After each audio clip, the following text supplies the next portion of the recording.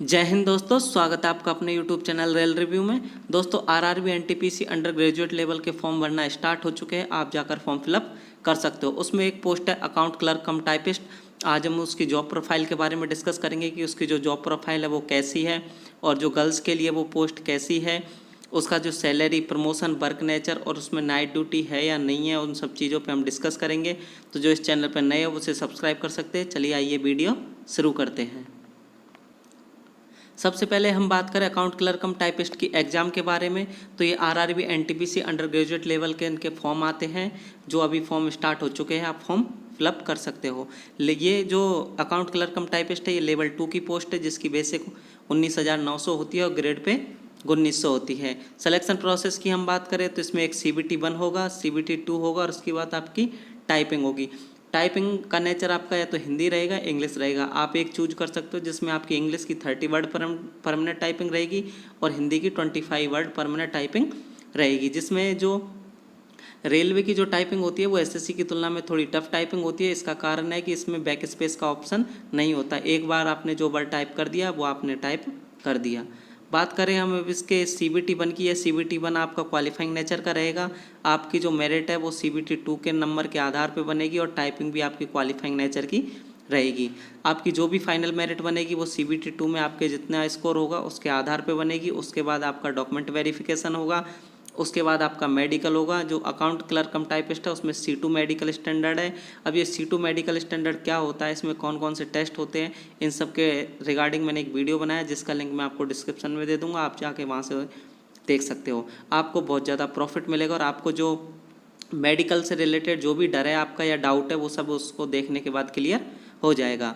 बात करें हम इसकी ट्रेनिंग की, तो इसकी ट्रेनिंग या तो 30 डेज की होगी या 45 डेज की होगी। मतलब जो किसी किसी जोन में इसकी 30 डेज की होती है, किसी किसी जोन में इसकी 45 डेज की होती है। ये जोन टू जोन वेरी करती है। जो इसकी ट्रेनिंग है वो ZRTI zonal railway training institute में होगी, जो हर जोन का अलग अलग होता है। लेकिन अगर किसी जोन के पास जोनल रेलवे ट्रेनिंग इंस्टीट्यूट नहीं है तो वो उसके आसपास के जोन के जो जोनल रेलवे ट्रेनिंग इंस्टीट्यूट है वहाँ पे भी आपको ट्रेनिंग के लिए भेज सकता है। ट्रेनिंग में आपकी जो सैलरी मिलती है उसे स्टाइपेंड बोलते हैं। वो आपको मिलेगा आपका जो बेसिक है और इसका DA कितना चल रहा है वर्तमान में DA चल रहा है 50%। तो आपको बेसिक मिलेगा और बेसिक का 50% मिलेगा, वो आपको ट्रेनिंग के दौरान सैलरी मिलेगी। अब हम बात करें इसकी सैलरी के बारे में से, सैलरी कितनी मिलती है, तो ये लेवल 2 की पोस्ट है, जिसका बेसिक पे 19,900 होता है। इसे अब कौन कौन से अलाउंस मिलते हैं और इसकी ग्रॉस पे कितनी होती है वो हम देखते हैं। तो इसका जो बेसिक पे मिलता है इसे एक तो जो कितना है 19,900 DA मिलता है आपका। वर्तमान में DA कितना चल रहा है, 50% चल रहा है, तो 19,900 का 50%। उसके बाद जो ये DA है, DA यानी डियरनेस अलाउंस यानी महंगाई भत्ता। तो ये DA है आपका, ये हर 6 मंथ में या तो 3% या 4%, जैसे महंगाई है उसके हिसाब से 3% या 4% आपका बढ़ता है। मतलब साल में आपका 2 बार बढ़ेगा, एक बार जनवरी में और एक बार जुलाई में।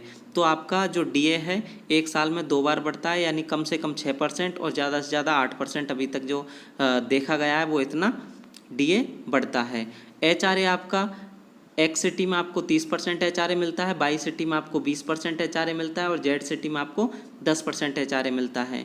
तो HRA भी आपका बेसिक पे कैलकुलेट होगा। उसके बाद आपका TA मिलेगा। जो लेवल 2 की पोस्ट है उसे TA 2700 रुपये मिलता है। उसके बाद ट्रैवलिंग अलाउंस, TA क्या होता है, TA होता है ट्रांसपोर्ट अलाउंस, यानी आपके जो घर है उससे आपके जो ऑफिस है वहाँ तक जाने और ऑफिस से घर तक आने के लिए जो आपको ट्रांसपोर्ट का खर्चा रेलवे प्रोवाइड करती है वो हर मंथ मिलता है। उसके बाद आपका है ट्रैवलिंग अलाउंस, यानी यदि आपको कभी रेलवे के काम से कहीं बाहर जाना पड़ा, जो आपकी जो ऑफिस है उससे 8 किलोमीटर कम से कम 8 किलोमीटर दूर हुआ, तो आपको रेलवे ट्रैवलिंग अलाउंस प्रोवाइड करती है, जो कम से कम 625 रुपये होता है। इसमें अभी जो ट्रैवलिंग अलाउंस होता है उसमें यदि आप 12 घंटे से ज़्यादा ड्यूटी करते हो तो आपको 100% मिलता है। यदि आप 9 घंटे या उस 9 घंटे के आसपास ड्यूटी करते हो तो आपको 625 का 70% मिलेगा। और यदि आप इससे कम ड्यूटी करते हो तो आपको 625 का जो है 30% ट्रैवलिंग अलाउंस के रूप में मिलता है। इस तरह जो आपकी ग्रॉस पे है वो लगभग 40,000 के आसपास आपको अकाउंट क्लर्क कम टाइपिस्ट की सैलरी है वो ग्रॉस पे होती है, जिसमें आपका NPS 10% डिडक्शन होता है, वो भी आपका बेसिक प्लस DA का 10% डिडक्शन होगा, वो आपका एनपीएस के कटता है। बाकी आपकी जो ग्रॉस पे 40,000 के आसपास इसमें बनेगी। अकाउंट क्लर्क के हम वर्क प्लेस की बात करें तो इसका वर्क प्लेस आपका हेडक्वार्टर यानी जोनल रेलवे हेडक्वार्टर में हो सकता है, आपका डीआरएम ऑफिस में आपकी ड्यूटी हो सकती है, वर्कशॉप में भी हो सकती है, प्रोडक्शन यूनिट में भी आपकी ड्यूटी हो सकती है। तो जो आपकी मोस्टली ड्यूटी रहेगी वो या तो एक्स सिटी में रहेगी या बाई सिटी में रहेगी, लेकिन कहीं कहीं जो वर्कशॉप है वो आपके जेड सिटी में भी है।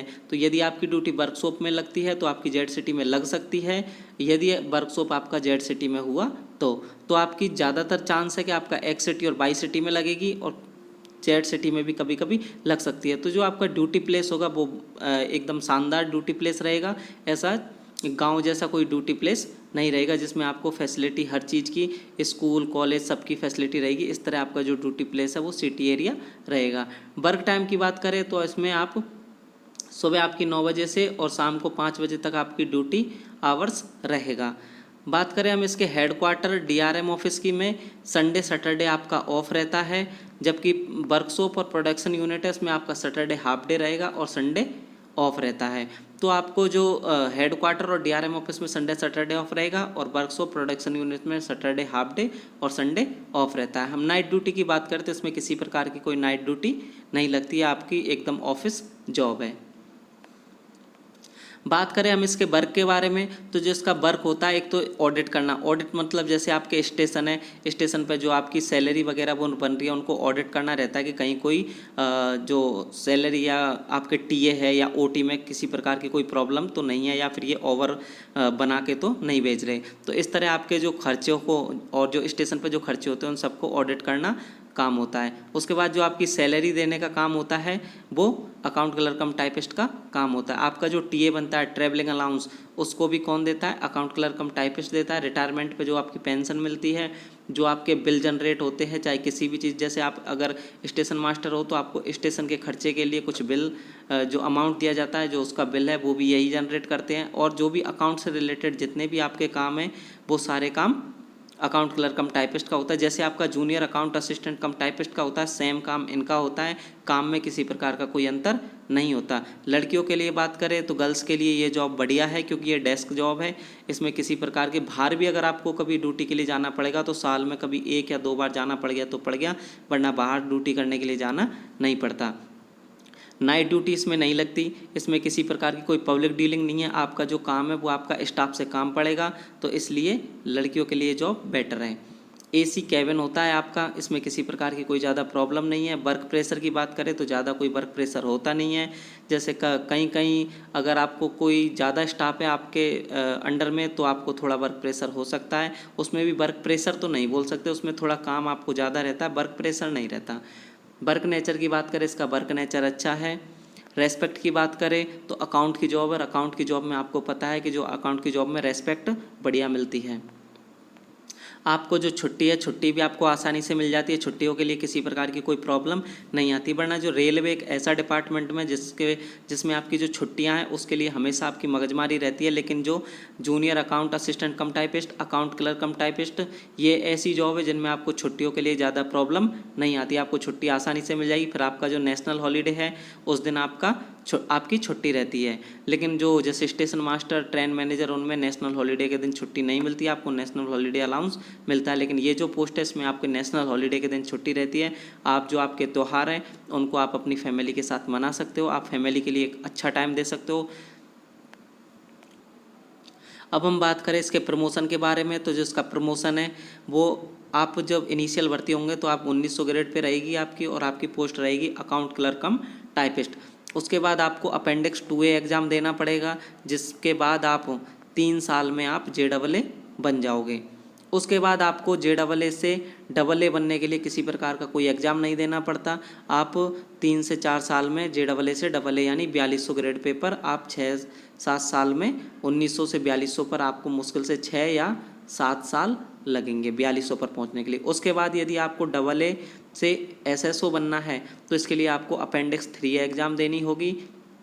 उसके बाद आप डायरेक्ट 4200 से 4800 पहुंच जाओगे। जबकि और जो पोस्ट होती है उसमें आपका प्रमोशन 4200 से 4600 होता है, लेकिन इसमें डायरेक्ट 4200 से 4800 होता है। इसके लिए अपेंडिक्स एग्ज़ाम देनी पड़ती है अपेंडिक्स 3A। उसके बाद जो आपकी ये पोस्ट ये जो पोस्ट है वो आपकी ग्रुप बी की पोस्ट है, जिसमें आपका जो एक एग्ज़ाम लगती है, वो एग्ज़ाम कब लगती है, जब आप AA के रूप में 5 साल तक काम कर लोगे तो आपका एक जो डिपार्टमेंटल एग्ज़ाम लगती है वो ADFM की एग्ज़ाम लगती है। तो आप जो AA में 5 साल काम करके ADFM की एग्ज़ाम देकर आप ADFM बन सकते हो, जो होता है असिस्टेंट डिविजनल फाइनेंस मैनेजर।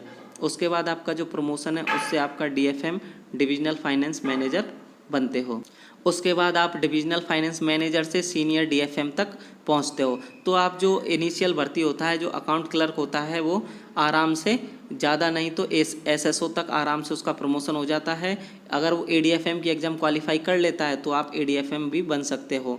तो इसमें जो अगर हम प्रमोशन के हिसाब से बात करें तो अकाउंट क्लर्क कम टाइपिस्ट की जो पोस्ट है वो बहुत बढ़िया पोस्ट है, क्योंकि इसमें जो प्रमोशन है, अगर आप एग्ज़ाम क्वालिफाई करते हो तो इसमें प्रमोशन बहुत फास्ट है। इसके जैसे प्रमोशन नहीं है। इसमें वर्क नेचर की बात करें तो वर्क नेचर भी इसका बहुत अच्छा है। AC कैबिन मिलता है, आपको किसी प्रकार की कोई प्रॉब्लम नहीं आती है। बात करें हम अकाउंट क्लर्क कम टाइपिस्ट को जो क्वार्टर मिलते हैं, तो इसे टाइप 2 के क्वार्टर मिलते हैं, जिसमें आपको 2 रूम सेट रहेगा, लेटरिन बाथरूम किचन वगैरह आपके जो क्वार्टर में रहती है। पास की हम बात करें तो पास 3rd AC का पास मिलता है, जिसमें आपको एक पास मिलेगा जब तक आपकी सर्विस 5 साल की नहीं हो जाएगी तब तक। उसके बाद आपको 5 साल की सर्विस कंप्लीट करने के बाद आपको 3 पास मिलते हैं, वो भी आपको 3rd AC के मिलते हैं। उसके बाद हम बात करें PTO की तो आपको 4 PTO मिलते हैं, वो आपको स्लीपर क्लास के मिलते हैं। PTO का मतलब आता है प्रिविलेज टिकट ऑर्डर, जिसमें आपको 1/3 किराया पे करना पड़ता है। जैसे आपके मान के चलिए आपका जो टिकट है उसका जो फेयर है वो 600 रुपये है, तो आपको 200 रुपये पे करने पड़ेंगे, 400 रुपये रेलवे पे करेगी। तो आपको PTO में 1/3 किराया आपको पे करना पड़ता है। जो पास रहता है वो आपको स्टेशन A से स्टेशन B तक जाने और स्टेशन B से स्टेशन आने तक का एक सेट पास आपको मिलता है। इसके बाद आपको जो रेलवे में आप किसी भी पोस्ट में हो तो आपको चिल्ड्रन एजुकेशन अलाउंस मिलता है, वो वर्तमान में 33,750 रुपये पर चिल्ड्रन मिलता है। यदि आपके 2 बच्चे हैं तो दोनों को 33,750 रुपये मिलते हैं पर चाइल्ड। तो इस तरह जो चिल्ड्रन एजुकेशन अलाउंस मिलता है। उसके बाद आपको रेलवे जो मेडिकल फैसिलिटी भी प्रदान करती है। तो इस प्रकार जो फैसिलिटी, तो ये जो सारी फैसिलिटी है वो तो आपको हर पोस्ट में मिलेगी। इसमें किसी प्रकार की कोई ऐसा नहीं है कि सिर्फ अकाउंट क्लर्क कम टाइपिस्ट को ये फैसिलिटी मिलती है, ये सब में मिलती है। तो जो अकाउंट क्लर्क कम टाइपिस्ट की पोस्ट है, हम रेस्पेक्ट के पर्सपेक्टिव से देखें तो बढ़िया पोस्ट है। इसका जो केबिन है वो भी AC केबिन होता है, ज़्यादा किसी प्रकार का कोई वर्क प्रेशर नहीं होता। अगर हम अंडर ग्रेजुएट लेवल में बात करें तो हम इसे फर्स्ट प्रेफरेंस पे रख सकते हैं, क्योंकि इसमें जो अगर आप एग्जाम क्वालिफाई करते हो तो इसमें जो प्रमोशन है वो भी बहुत अच्छे हैं। तो ये जो अकाउंट क्लर्क कम टाइपिस्ट से रिलेटेड जितनी भी बातें थी मैंने आपको इस वीडियो के माध्यम से बताई है। फिर भी आपको किसी प्रकार की कोई क्वेरी हो तो आप हमें कमेंट सेक्शन में पूछ सकते हैं। इसी के साथ मिलते हैं किसी नेक्स्ट वीडियो में। धन्यवाद दोस्तों।